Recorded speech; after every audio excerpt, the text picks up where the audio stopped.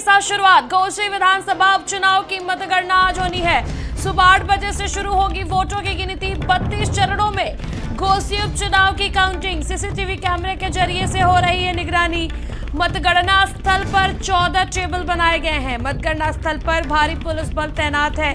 Counting के लिए 19 मतगणना टीमों का चयन। मतगणना स्थल पर त्रिस्तरीय सुरक्षा व्यवस्था, 3 सीओ, 17 निरीक्षक, 78 उप निरीक्षक की तैनाती, 600 आरक्षी, 2 पीएसी, 2 कंपनी पैरामिलिट्री फोर्स तैनात किए गए हैं। मतगणना स्थल में जाने से पहले मेटल डिटेक्टर से जांच होगी। बीजेपी सपा की भाग्य का आज फैसला होगा। सपा बीजेपी प्रत्याशियों के बीच मुख्य मुकाबला है। दारा सिंह चौहान और सुधाकर सिंह में टक्कर। एनडीए के सहयोगी दलों की अग्नि परीक्षा होगी।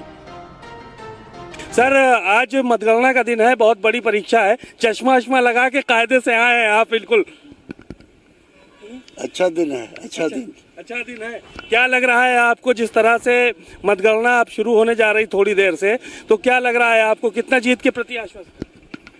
जितना आप लोग पहले आश्वस्त थे उतना ही आगे भी।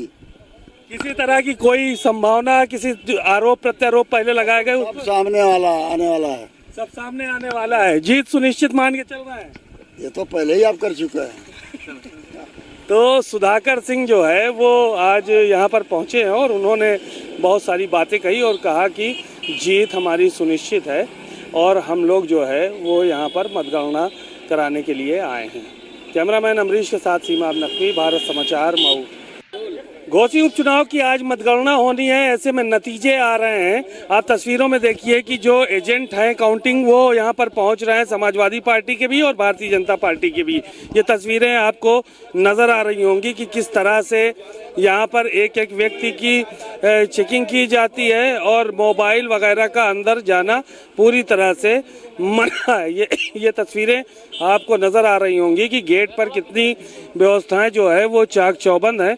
तमाम आरएएफ लगाई गई है और इसके अलावा दूसरी फोर्सेस लगाई गई है और लोकल पुलिस भी यहाँ पर है जो तलाशी ले रही है, चेकिंग कर रही है। अगर कोई भी व्यक्ति जाता है तो उसका पहले आई कार्ड चेक किया जा रहा है, मोबाइल वगैरह कोई नहीं ले जा रहा। इस बात को लेकर भी तलाशी वगैरह यहाँ पे ली जा रही है। सबसे बड़ी बात यह है कि यहाँ पर बैरिकेटिंग जो है, यहाँ से गाड़ियों को जाना पूरी तरह से प्रतिबंधित कर दिया गया है। कोई भी गाड़ी लेकर अंदर नहीं जा सकता है। जिसको जाना है वो पैदल जाए, प्रवेश पत्र दिखाकर, और अंदर तब वो काउंटिंग में शिरकत कर सकता है। बहरहाल आज नतीजे आ रहे हैं और जीत का सेहरा किसके सर पे बंधेगा ये तो आने वाला वक्त बताएगा और हार का किसका सामना करना पड़ेगा ये भी समय से पता चलेगा। आज काउंटिंग होनी है, तमाम रस्साकशी के बीच में, आरोप प्रत्यारोपों के बीच में ये आज किया गया है। काउंटिंग स्थल पर सब लोग पहुंच रहे हैं और नतीजे परिणाम 8 बजे के बाद से आना शुरू हो जाएंगे। कैमरामैन अमरीश के साथ सीमा नकवी, भारत समाचार, मऊ। हमारे साथ जुड़े हुए हैं और पल पल की अपडेट आपको मतगणना स्थल से सिमाब पहुंचाएंगे।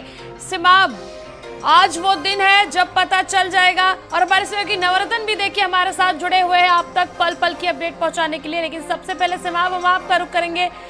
सिमाब, आज वो समय आ गया है जब पता चलेगा कमल खिलेगी या साइकिल चलेगा। क्या कुछ स्थितियां हैं, कब से शुरू हो रही मतगणना? देखिए, अब आधे घंटे का वक्त बचा है। 8:30 बजे से मतगणना शुरू हो जाएगी। काउंटिंग एजेंट्स यहाँ पर आ चुके हैं। हालांकि जो मीडिया स्थल बनाया है प्रशासन की तरफ से वो काफ़ी दूर बनाया गया है, तो हम फिर भी दिखाने की कोशिश करेंगे कि किस तरह से जो है वो बैरिकेटिंग की गई है यहाँ पे और कैसी तैयारियाँ की गई हैं। मतगणना स्थल यही है, फायर ब्रिगेड की गाड़ी भी खड़ी है और लोगों को इंतज़ार है कि 8 बजे और जो मतपेटियाँ हैं या ये कहा जाए कि ईवीएम मशीनें हैं वो खोली जाएँ। जीत के प्रति आश्वस्त जो है वो तमाम लोग नज़र आ रहे हैं। भारतीय जनता पार्टी के लोग भी पूरी तरह से जीत के प्रति आश्वस्त हैं और समाजवादी पार्टी के लोग भी आश्वस्त हैं। बहरहाल निर्णय तो मतपेटियां और ये ईवीएम मशीन खुलने के बाद होगा, लेकिन यहाँ पर सुरक्षा के इंतजामात चाक चौबंद किए गए हैं। ये तस्वीरें हम आपको दिखा रहे हैं कि गेट नंबर 2 की हैं, जहाँ पर मीडिया स्थल बनाया गया है और यहाँ पर तमाम लोगों की जो है वो ड्यूटी लगाई गई है। ARF है, CRPF है और पुलिस के जवान हैं, PSC के जवान हैं। ये पूरे बहुत बड़ा ये मतगणना स्थल बनाया गया है, लेकिन मीडिया को भी यहाँ से कहीं जाने की इजाज़त नहीं है कि वो कहीं पे जा सकें। लोगों के आने का सिलसिला शुरू हो गया है। लोग जो है वो वहाँ पर पहुँचेंगे, जो काउंटिंग एजेंट हैं वो मतगणना कराएंगे और उसके बाद प्रशासन इस बात को जो है वो बताएगा कि कौन कितने मतों से आगे चल रहा है। तो जब प्रशासन का अनाउंस होगा तो उसके बाद ही मुकम्मल सूचनाएं जो है वो यहाँ तक पहुँच पाएंगी।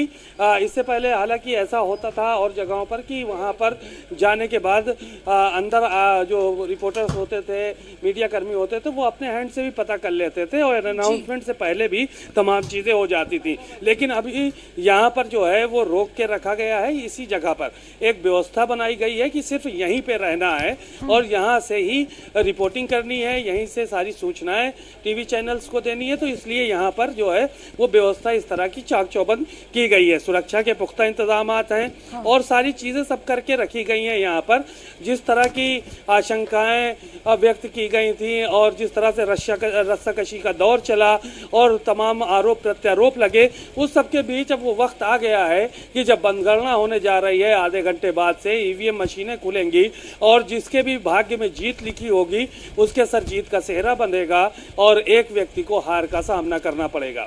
बिल्कुल बिल्कुल। और मैं सहयोगी नौरतन भी हमारे साथ जुड़े। नौरतन, फैसले की घड़ी आ गई है। ये सीट मामूली नहीं है। इस सीट से 2 दिग्गज नेता जिनकी उम्र लगभग आधी से क्रॉस हो चुकी है, ओम प्रकाश राजभर और दारा सिंह चौहान जो पहले से यहाँ से विधायक थे, इन दोनों की साख इस सीट से दाव पर लगी है। आज कि अगर इनकी जीत होती है तो शायद इनकी किस्मत का फैसला कुछ और होगा। क्या कुछ माहौल है वहां पर? जनता का क्या कुछ कहना है? जो सरगर्मियां हैं, जनता में बातचीत चल रही है, क्या कुछ चल रहा है? क्या कुछ जनता चाह रही है और क्या कुछ कह रही है? देखा जाए घोसी का चुनाव काफी कथाकथी में बीता। ऐसे में भारतीय जनता पार्टी से बड़े बड़े दिग्गज चुनावी मैदान में उतरे और घोसी की जमीन पर जाकर अपने जो प्रत्याशी है दारा सिंह चौहान, उनके लिए वोट मांगा। ऐसे में घोसी की जनता के लिए काफी आश्चर्यजनक दृश्य दिखा जब बड़े बड़े नेता मंत्री लगातार घोसी की जमीन पर गलियों में घूमते नजर आए। वहीं समाजवादी पार्टी की इससे पीछे हटती नजर नहीं आई। वहां समाजवादी पार्टी के शिवपाल यादव और जो उनके भाई है शिवपाल यादव के मौजूद रहे। अन्य पूर्व नेता, पूर्व मंत्री और तमाम विधायक जो समाजवादी पार्टी के थे वो भी गलियों में गश्त करते नजर आए। और लगातार जो देखा जाए यहाँ पर आज 2 प्रत्याशी जो उपचुनाव में खड़े हुए हैं भारतीय जनता पार्टी और समाजवादी पार्टी के, तो उनकी कीमत का फैसला आज EVM मशीनों में कैद है। और जो मशीन कहा जाए जादुई पिटारा 8 बजे खुलेगा और उसमें से किसके ऊपर जीत का ताज किसको पहनाएगी जनता, वो तो 8 बजे के बाद रुझान आने शुरू होंगे। हालांकि काउंटिंग में काफी वक्त लगेगा, लगभग 1 से और 3 बजे का समय लग सकता है।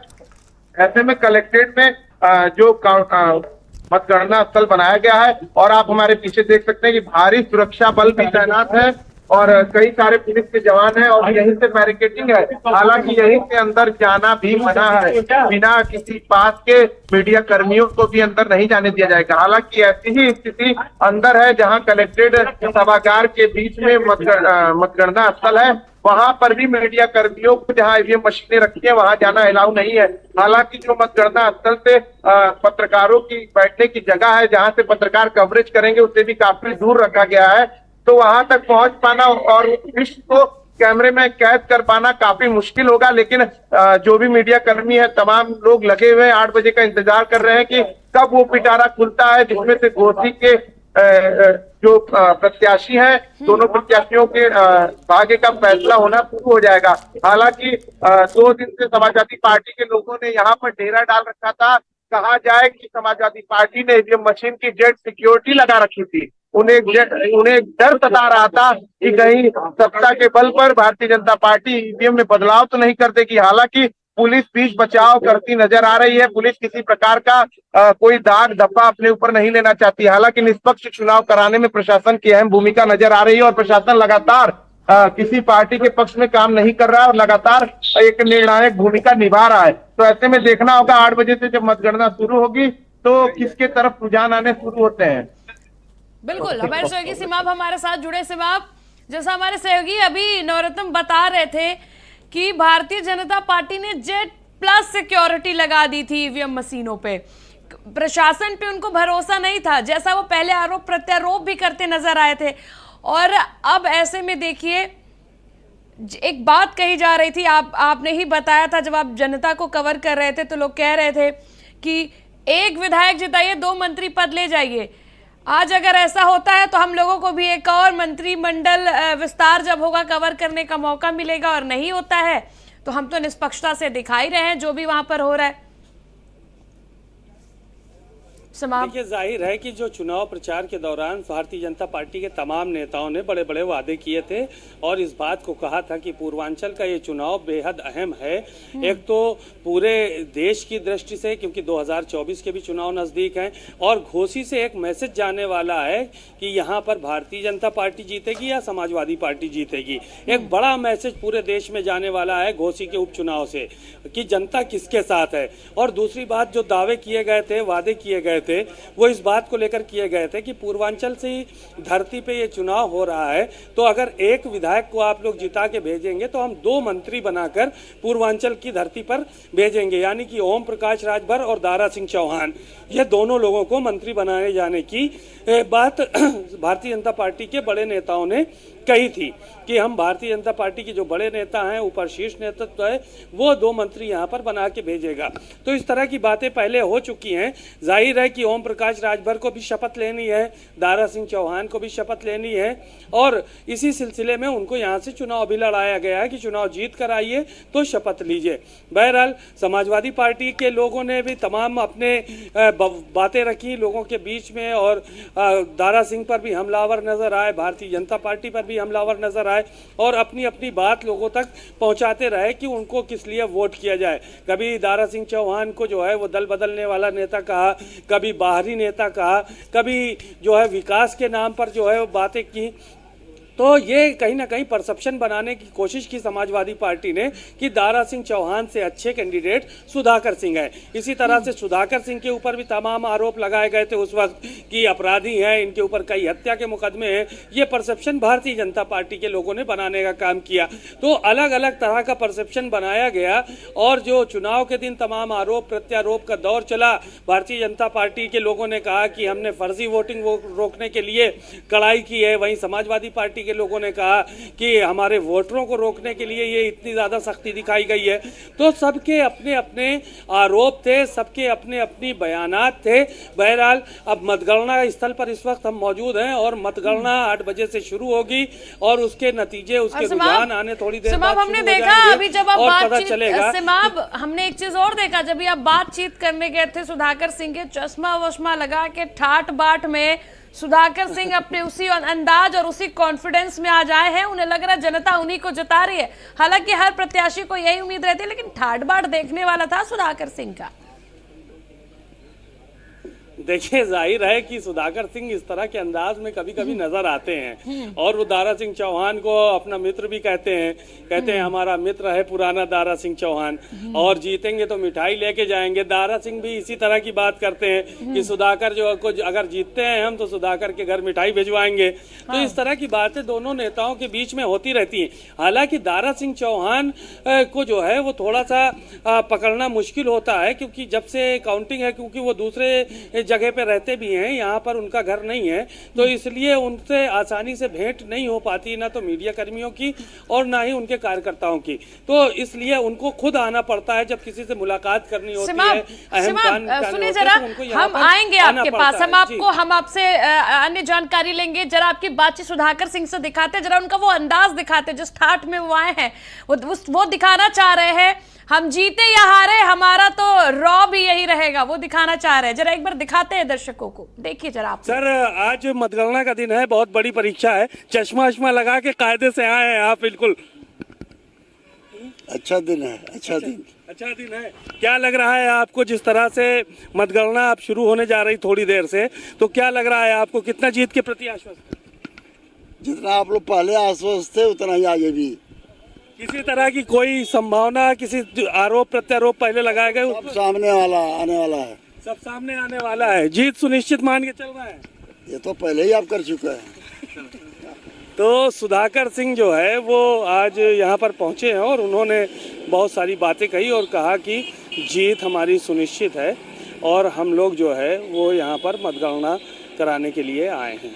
कैमरामैन अमरीश के साथ सीमा नकवी, भारत समाचार, मऊ।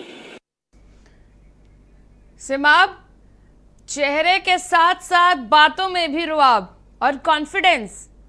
कहते हैं ना, हम हारेंगे भी अगर तो तुम अफसोस करोगे, ऐसा वाला कॉन्फिडेंस नजर आ रहा है इस वक्त सुधाकर सिंह के चेहरे पर। देखिए, दारा सिंह चौहान से मुलाकात नहीं हो पाई हम लोगों की, नहीं तो ये भी उनके चेहरे का भी रुआब देखा जाता। हाँ। उनके चेहरे के भी भाव भंगिमा देखी जाती कि क्या है। बहरहाल उनसे मुलाकात नहीं हो पाई। उनके तमाम नेता जो है वो काउंटिंग एजेंट बन के यहाँ पर आए हैं। हालांकि सुधाकर सिंह बाहर राउंड मार रहे हैं, खुद भी घटना जो काउंटिंग स्थल है, मतगणना स्थल है, उसके बाहर उनसे मुलाकात हुई, बाहर बातचीत हुई भारत समाचार की। तो उन्होंने अपने अंदाज में ये बातें कही। अगर दारा सिंह चौहान से भी मुलाकात होती तो शायद उनके चेहरे पे कौन सा कॉन्फिडेंस है, क्या कॉन्फिडेंस है, वो चीज़ें हम लोगों को और भी पता चलती कि वो जीत के प्रति कितना आश्वस्त हैं। बहरहाल दारा सिंह चौहान मऊ आएंगे और हो सकता है कि 10 बजे के बाद आएँ, जब मतगणना जो है वो शुरू हो जाए। तो उस वक्त कोशिश करेंगे कि उनसे बात करें और क्या नतीजों के प्रति कितना आश्वस्त हैं, इस सब बारे में उनसे पूछेंगे। बहरहाल मतगणना थोड़ी देर में शुरू होने जा रही है और शुरू होने के बाद फिर नतीजे आना शुरू हो जाएंगे। हालांकि जो दोनों दल हैं वो किसी भी सूरत में अभी तक हार मानने को तैयार नहीं है, चाहे भारतीय जनता पार्टी हो चाहे समाजवादी पार्टी हो। कॉन्फिडेंस लेवल दोनों दलों के नेताओं का बहुत हाई है। दोनों कह रहे हैं कि हम चुनाव जीतेंगे और जीत के जाएंगे लखनऊ। अब इस तरह की बातें जो है वो दोनों दलों के नेता कर रहे हैं। अभी भी किसी ने भी अपने आप को कमजोर नहीं माना है और जिससे भी बात करिए वो अपनी जीत सुनिश्चित बता रहा है। तो ये एक बड़ा दिन है आज और यहाँ से पूरे देश में मैसेज भी जाने वाला है एनडीए बनाम इंडिया का कि कौन जीतेगा यहाँ से, कौन हारेगा। क्योंकि ओम प्रकाश राजभर की साख दांव पे यहाँ पे लगी हुई है। संजय निषाद यहाँ पर सहयोगी दल के रूप में मौजूद थे, उनकी साख दांव पे लगी हुई है। भारतीय जनता पार्टी के तमाम बड़े नेता थे। डिप्टी सीएम ब्रजेश पाठक ने यहाँ डेरा डाल रखा था, केशव प्रसाद मौर्य ने यहाँ डेरा डाल रखा था, मुख्यमंत्री ने यहाँ पर सभा की।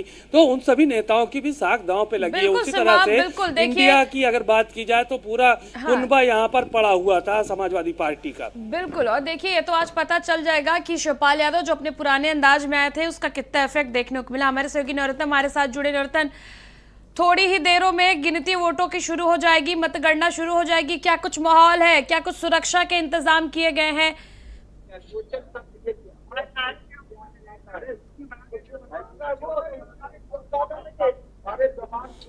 नवरत्न, आप मुझे सुन पा रहे हैं क्या? हाँ बोलिए मैम, अब आवाज आ रही है। मतगणना शुरू होने वाली है कुछ ही देर में, कुछ ही वक्त बचा है अब जब मतगणना शुरू हो जाएगी। क्या कुछ सुरक्षा के इंतजाम है वहां पर? किस प्रकार से सुरक्षा के पुख्ता इंतजाम किए गए? क्योंकि देखिए, आरोप तो प्रशासन पे पहले से ही दोनों पार्टियां लगा रही थी। ऐसे में प्रशासन के सामने भी ये चुनौती है कि शांतिपूर्ण तरीके से, निष्पक्ष तरीके से हमेशा जैसे प्रशासन कराता रहे मतगणना और मतदान दोनों, इस बार भी मतगणना करवाए। शुरू हो जाएगी, हालांकि थोड़ा सा वक्त बाकी है। ऐसे में जो सुरक्षा की व्यवस्था की बात की जाए तो रैपिड एक्शन फोर्स और पुलिस बल लगातार यहाँ पर लगा हुआ है। सुरक्षा के चाक चौबंद व्यवस्था की गई है और यह कोई आम जगह नहीं है, ये कलेक्ट्रेट है। कलेक्ट्रेट के बाहरी और भीतरी पूरी तरह सुरक्षा की व्यवस्था की गई है। ऐसे में जो पुलिस है वो लगातार जन सहयोग में लगी रही, लगातार जो वोटिंग कराने में लगी रही, चाहे मतगणना कराने में पुलिस ने लगातार सुरक्षा व्यवस्था बनाई रही। में जो विपक्षी पार्टियां हैं उन्हें जब सत्ता में नहीं होती है तो डर होता है कि कहीं सरकार अपने सत्ता के दम पर कहीं बदलाव न कर दे, तमाम चीजें उनके मन में आती। तो माना जाए कि शक का कोई समाधान नहीं होता है, लेकिन हालांकि जो पुलिस व्यवस्था है वो तमाम पुलिस की जो सुचारू रूप से व्यवस्थाएं चल रही थी वो चल रही है। सुरक्षा व्यवस्था चाक चौबंद है। ऐसे में हर किसी का जाना, यहाँ से आप देख सकते हैं बैरिकेडिंग पहले ही लगी हुई है और ये कलेक्ट्रेट मोड़ है जहाँ से कॉलोनी में और न्यायालय की तरफ जाया जाता है और फिर कलेक्ट्रेट पड़ता है। तो ऐसे में जब पहले ही घेरा लगा दिया पुलिस ने तो हर कोई अंदर नहीं जा सकता। पास चेक किए जा रहे हैं, उसके बाद एक सुरक्षा जब आप क्रॉस करके जाएंगे तो आगे फिर एक सुरक्षा घेरा मिलेगा।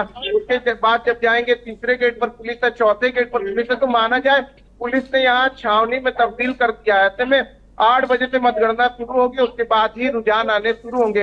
हालांकि तभी जाकर पता लगेगा कि किसके मत में फैसला आना शुरू हो रहा है, उसके बाद ही कुछ कहा जा सकता है।